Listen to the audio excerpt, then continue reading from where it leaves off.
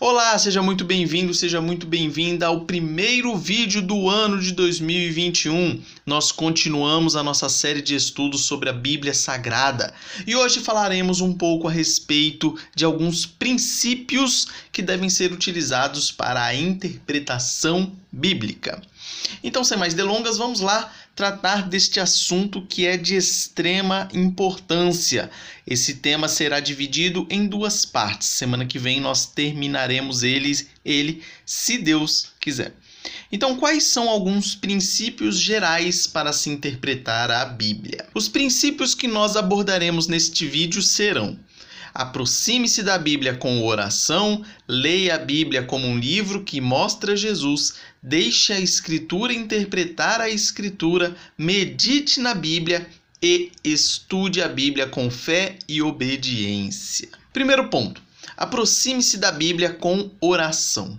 Este é o primeiro princípio e é o princípio primordial para que possamos estudar da maneira correta as Sagradas Escrituras. Lógico, estudá-la e aproveitá-la ao máximo, não só como um livro qualquer, mas como o livro que é a Palavra de Deus. Então vamos lá. Em Jeremias 17:9, vai dizer que o nosso coração ele é desesperadamente corrupto e enganoso. Você já deve ter conhecido alguém que não é crente, mas que sabe muito da Bíblia. Conhece os fatos, conhece as histórias, conhece os anos, conhece os locais onde aconteceram os fatos, porém a pessoa não é convertida. Por que isso?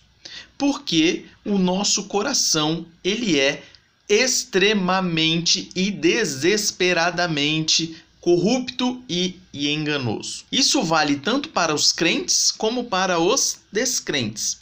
Então, até nós, crentes, devemos tomar cautela em relação às inclinações enganosas da nossa natureza pecaminosa. Então, nós temos um coração corrupto e nós, conscientemente ou inconscientemente, tenderemos sempre a interpretar a palavra de Deus de maneira incorreta, de maneira equivocada. Tenderemos a nos afastar do ensino correto das Escrituras. Isso se nós ouvirmos o nosso coração. Por isso que é uma necessidade a oração, o quebrantamento, a humilhação, a humildade para lermos a palavra de Deus e interpretarmos conforme a vontade de Deus revelada na Escritura. Então, se você não ora para ler a Bíblia, você já começou todo errado. A possibilidade de você começar a interpretá-la equivocadamente é muito grande. E é interessante nós observarmos na Bíblia diversos alertas com relação a isso. Se você estiver com a sua Bíblia aí, abra lá no livro de Salmos, nós leremos alguns pontos do Salmo 119. Vamos falar aqui um pouquinho a respeito do versículo 5, 10, 12, 17 a 20 e 34 a 37. Percebam aqui como o salmista ele pede em oração o auxílio divino para que ele aprenda, para que ele guarde, para que ele medite, para que ele interprete corretamente a palavra de Deus. Então vamos lá. Salmo 119, versículo 5 vai dizer: tomara sejam firmes os meus passos, para que eu observe os teus preceitos. Quando eu falar aqui preceito, lei, mandamento, palavra, tudo se refere às Sagradas Escrituras. Salmo 119, no versículo 10, vai dizer: de todo o coração te busquei, não me deixes fugir aos teus mandamentos. No versículo 12, bendito és tu, Senhor, ensina-me os teus preceitos. Nos versículos 17 a 20, sê generoso para com o teu servo, para que eu viva e observe a tua palavra. Desvenda os meus olhos, para que eu contemple as maravilhas da tua lei. Sou peregrino na terra, não escondas de mim os teus mandamentos. Consumida está a minha alma por desejar incessantemente os teus juízos. Perceba que esses termos que estão em vermelho são todos sinônimos, todos se referindo aqui à palavra de Deus. Lá nos versículos 34 a 37, dá-me entendimento e guardarei a tua lei. de todo o coração a cumprirei. Guia-me pela vereda dos teus mandamentos, pois nela me comprazo. Inclina-me o coração aos teus testemunhos e não à cobiça. Desvia os meus olhos para que não vejam a vaidade e vivifica-me no teu caminho. O que nós aprendemos com a leitura desses versículos? É claro que tem muitos outros que falam a respeito disso, mas nós selecionamos apenas esses como exemplo. Que nós, orando através deles, é uma excelente maneira de começar uma sessão de estudo bíblico. Ou seja, antes de você começar a ler a palavra de Deus, leia nesse sentido do Salmo 119. O Salmo 119 é um salmo belíssimo. Ele trata principalmente da palavra de Deus. Então, leia-o.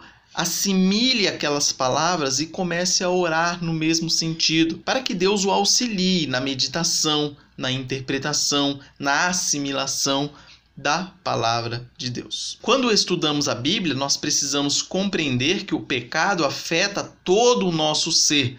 O pecado afeta as nossas emoções, a nossa vontade e as nossas faculdades racionais.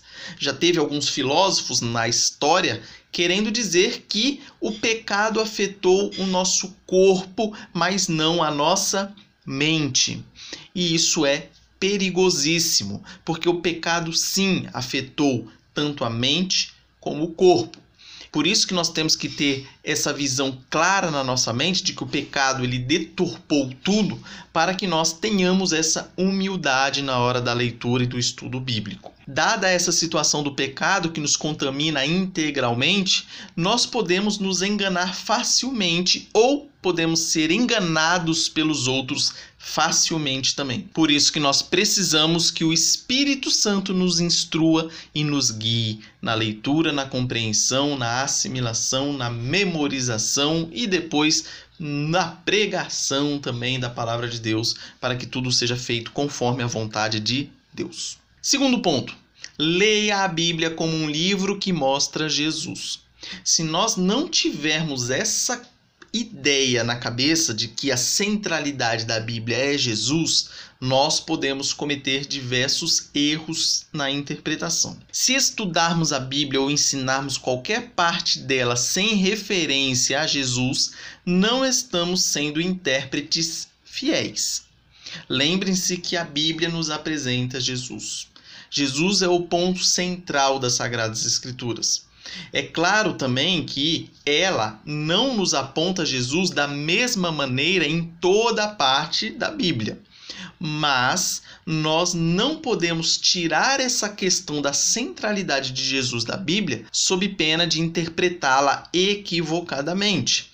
O Antigo Testamento, ele promete, prediz, prepara. Então o Antigo Testamento, a Antiga Aliança, vai fazer toda essa preparação, vai anunciando, vai havendo ali uma progressão na revelação bíblica que culmina com a vinda de Cristo.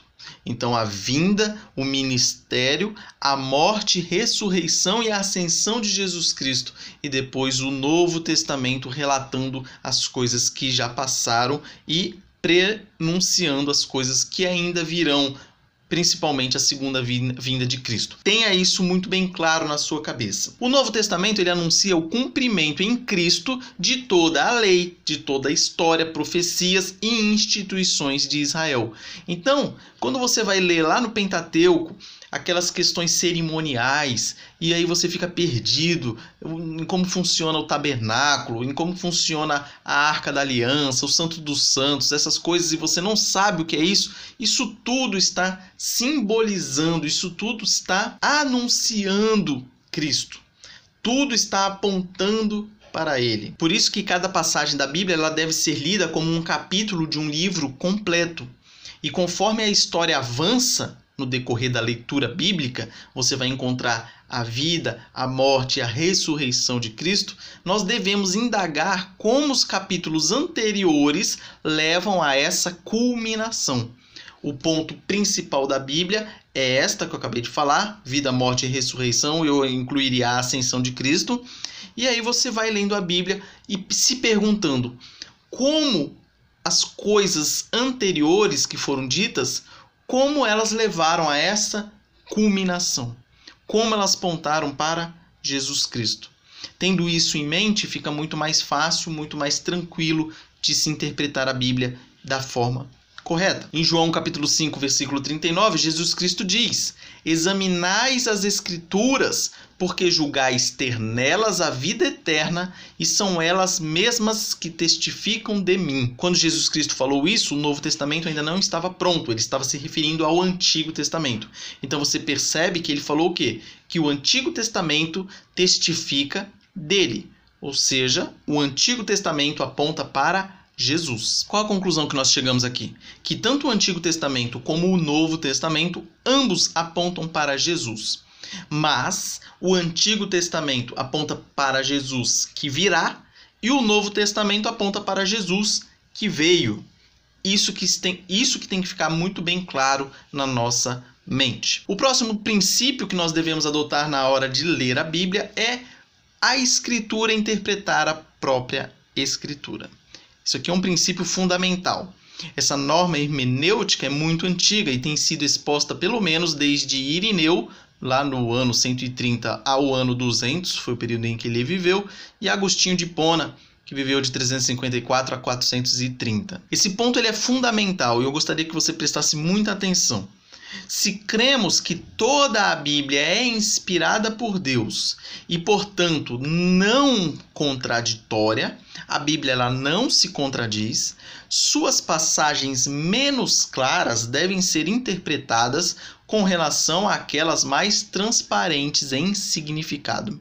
Então você vai me dizer, nossa, mas então tem passagens na Bíblia que são menos claras? E é óbvio que tem.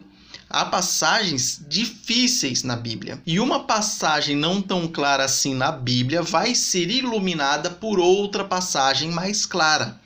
Por isso que é um risco você interpretar partes da Bíblia avulsamente. Você abrir a Bíblia e, no susto, pegar lá alguma coisa e falar e tentar viver conforme aquilo ali, sem levar em conta o contexto, a intenção do autor e tudo mais. Então, cuidado, porque se a Bíblia não se contradiz e se a Bíblia ela é a palavra de Deus, nós devemos fazer isso, sempre interpretar uma passagem mais complicada à luz de outra mais clara. O problema de não utilizarmos este princípio hermenêutico são dois. Primeiro, seitas e grupos heréticos recorrem frequentemente a textos obscuros. Então essas seitas elas pegam um texto assim difícil e atribuem-lhes significado questionável e depois interpretam o restante da Bíblia com essas lentes aberrantes. Ou seja, pega um texto meio difícil na Bíblia, interpreta de uma maneira que não tem nada a ver e depois com essa interpretação utiliza para interpretar todo o resto das Sagradas Escrituras. Esse é o primeiro erro de não utilizarmos esse princípio hermenêutico da Bíblia interpretando a Bíblia. Esse princípio da Escritura interpretando a Escritura faz com que nós ouçamos todo o conjunto de textos da Bíblia que falam sobre determinado assunto. Isso vai evitar que nós cometamos o erro de interpretar ou criar doutrina em cima de um texto que já não tem validade. Como assim? Vamos ver aqui a questão da circuncisão.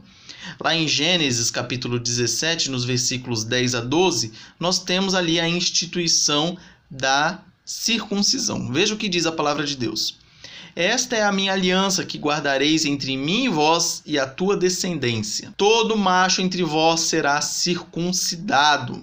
Circuncidareis a carne do vosso prepúcio. Será isso por sinal de aliança entre mim e vós, ou seja, Deus e o povo. O que tem 8 dias será circuncidado entre vós, todo macho nas vossas gerações, tanto o escravo nascido em casa como o comprado a qualquer estrangeiro, que não for da tua estirpe. Então, se você pegar a Bíblia agora e ler isso aqui, você que vai querer começar a circuncidar os outros. Detalhe, com 8 dias. Para que você não cometa esse erro, você tem que ler outros textos que tratam do mesmo assunto. Por exemplo, lá em 1 Coríntios 7,19, o apóstolo Paulo vai dizer: a circuncisão em si não é nada. A incircuncisão também nada é. Mas o que vale é guardar as ordenanças de Deus. Lendo esse versículo, qual é a conclusão que nós chegamos? Que a circuncisão ela desempenhou um papel preparatório para a nação israelita, porém não é mais exigida do povo de Deus. Essa é a conclusão que nós chegamos ao analisar essas duas passagens. Essa questão ela vai ser bem visível também na relação de alimentos, alguns que eram proibidos no Antigo Testamento e depois no Novo passaram a não ser mais, dentre diversos outros assuntos. Por isso que nós temos que pegar o mesmo assunto e ver todos os textos bíblicos que falam a respeito dele, para que nós não os interpretemos incorretamente. Cuidado aqui com relação à circuncisão, porque pode haver alguma confusão na hora que você estiver lendo a sua Bíblia aí. Qual é esse problema? Qual é esse cuidado que nós devemos ter? Lá em Hebreus 10:1, ele vai falar aqui: ora, visto que a lei tem sombra dos bens vindouros, não a imagem real das coisas, nunca jamais pode tornar perfeitos os ofertantes, com os mesmos sacrifícios que ano após ano perpetuamente eles oferecem. Ou seja, a lei ela tinha sombra das coisas reais que ainda viriam. Ou seja, a lei, o Antigo Testamento, apontava para Jesus. Aí você lê lá Gênesis, a questão da circuncisão, e depois você lê lá em Atos 16:3. E você pode ficar na dúvida do seguinte. Lá diz que quis Paulo que ele, Timóteo, fosse em sua companhia e por isso circuncidou por causa dos judeus daqueles lugares, pois todos sabiam que seu pai era grego. Então Timóteo ele era filho de um pai grego e de uma mãe judia. E quando Paulo o levou como um auxiliar dele, ele o circuncidou. E aí você pode pensar, nossa, mas Gênesis falou que é para circuncidar, depois em 1 Coríntios Paulo falou que não precisa, mas só que o próprio Paulo circuncidou Timóteo. E aí você fica naquela dúvida, mas o que está acontecendo? Simples, não precisa mais. Porém, olha o que ele falou aqui. Circuncidou por causa. Opa! Então teve uma causa para ele circuncidar Timóteo. Então a causa foi dos judeus daqueles lugares. Então se Timóteo não tivesse sido circuncidado, os judeus não o ouviriam. Não dariam moral para ele, por assim dizer. É mais uma questão de costume do que qualquer outra coisa. É como se você fosse contratar, por exemplo, um advogado e você chegasse no escritório e ele se apresentasse de camiseta, bermuda e chinelo. Você provavelmente não ia dar muita moral para o que ele falasse. É a mesma coisa que aconteceu aqui. Tanto é que Tito não aconteceu a mesma coisa. Percebam lá em Gálatas 2:3. Paulo dizendo, contudo, nem mesmo Tito, que estava comigo, sendo grego, foi constrangido a circuncidar-se. Então você vê que Tito não foi circuncidado. Então você vê essa questão de como a interpretação correta faz toda a diferença. Então você percebe que para o judeu a circuncisão tinha a ver com a salvação. Para Paulo aqui, para o Novo Testamento, não. Aqui no caso Timóteo foi circuncidado, mas por causa dos judeus, para que eles ouvissem e aceitassem bem Timóteo, mas não tinha nada a ver.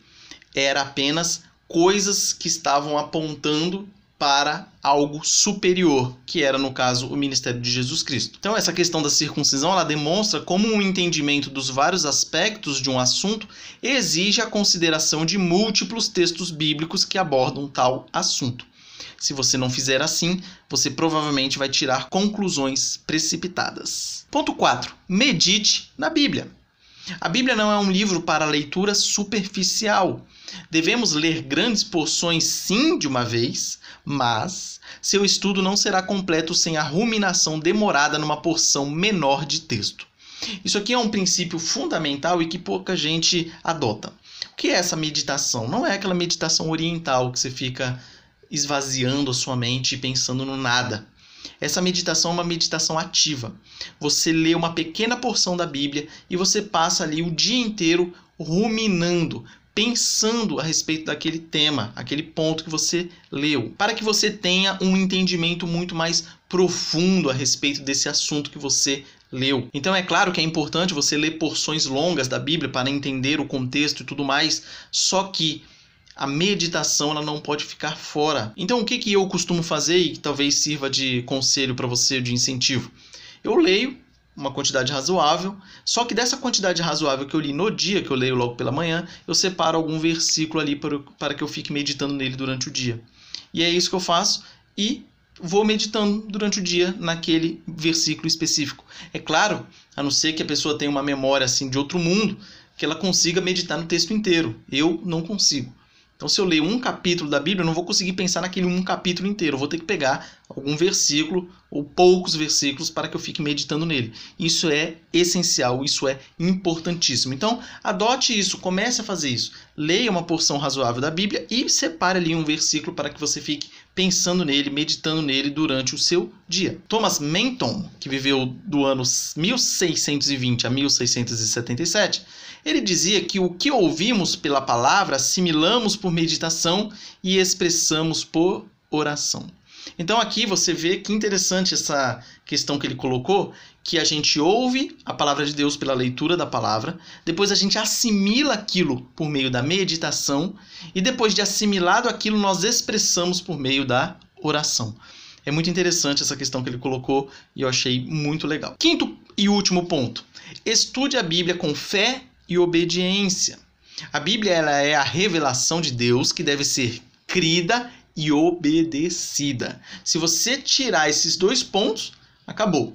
Você vai estudar ou vai ler a Bíblia do jeito que nós falamos lá no começo, como se fosse um descrente lendo por curiosidade, ou como se fosse um livro qualquer de história, qualquer coisa desse tipo. Para que a leitura bíblica faça diferença na nossa vida, nós temos que ler com fé e obedecer. Lá em Tiago, capítulo 1, versículos 22 a 25, diz: Tornai-vos, pois, praticantes da palavra e não somente ouvintes, enganando-vos a vós mesmos.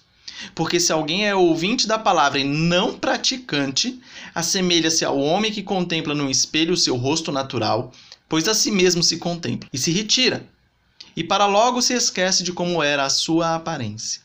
Mas aquele que considera atentamente a lei perfeita, a lei da liberdade, e nela persevera, não sendo ouvinte negligente, mas operoso praticante, esse será bem-aventurado no que realizar. É claro que é importante a gente deixar claro que a regeneração e a capacitação divina são necessárias para que nós creiamos e para que nós obedeçamos às Escrituras.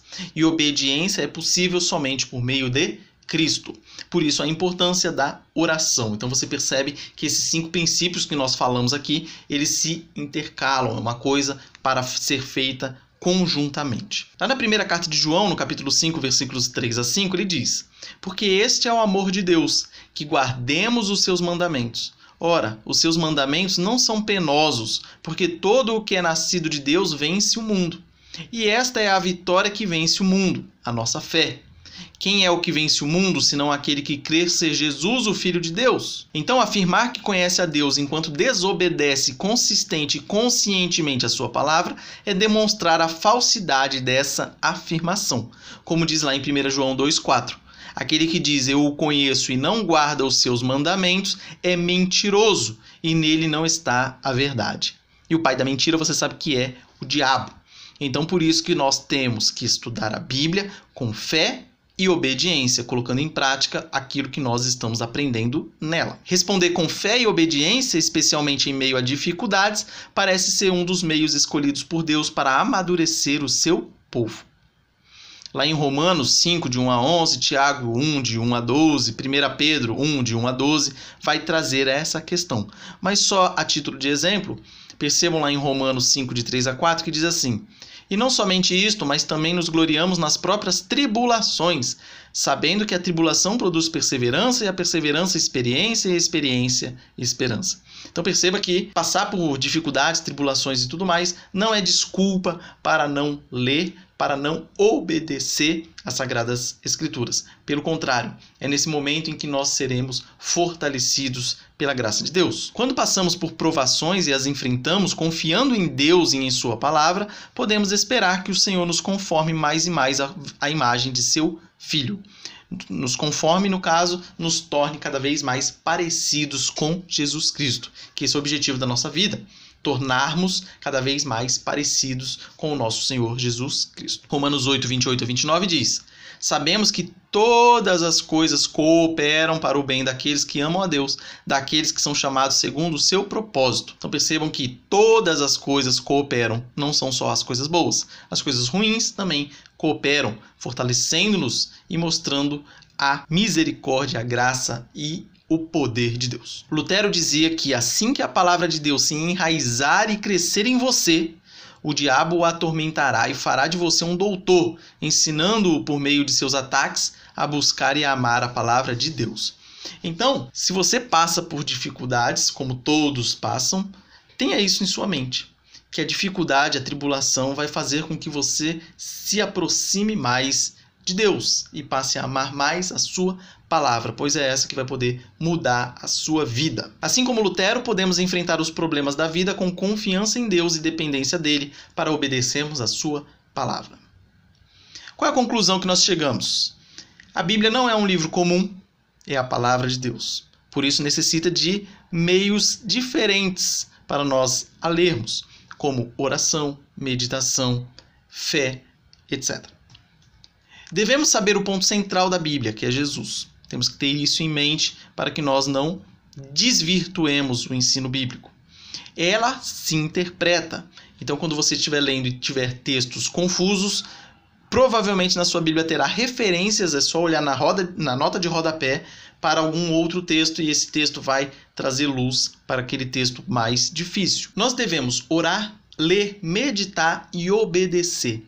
Utilizando esses princípios básicos de interpretação bíblica, nós teremos o aproveitamento exigido de nós. Nós não podemos ser irrelevantes com a leitura bíblica. Pelo contrário, nós devemos ser zelosos para com ela. Algumas reflexões e aplicações práticas para a nossa vida e algumas questõezinhas para você pensar aí durante a semana. Primeiro, qual papel a oração e a meditação desempenham atualmente em seu estudo bíblico? Você ora antes de ler sua Bíblia e depois de ler a Bíblia? Você medita no que você leu ou lê por mera formalidade e na sequência já esquece? Pense aí. Segunda questão, você lê todas as porções da Bíblia como textos que apontam para Jesus? Terceira questão, o que significa deixar a Escritura interpretar a Escritura? E por fim, é possível entender a Bíblia e crer nela sem a obedecer? Cuidado, hein? Cuidado. Então é isso. Com isso, nós encerramos o vídeo de hoje. Se ficou alguma dúvida, por gentileza, mande aí nos comentários. Semana que vem falaremos a respeito desse assunto ainda, parte 2, falando um pouco ainda de princípios de interpretação bíblica. E não se esqueça desses princípios aqui que são importantíssimos. Inclusive, coloque-os em prática aí já a partir dessa semana, que vai fazer muita diferença no seu estudo bíblico, beleza? Um forte abraço, que Deus abençoe sua vida, abençoe essa semana que se inicia e esse ano que se inicia. Até mais!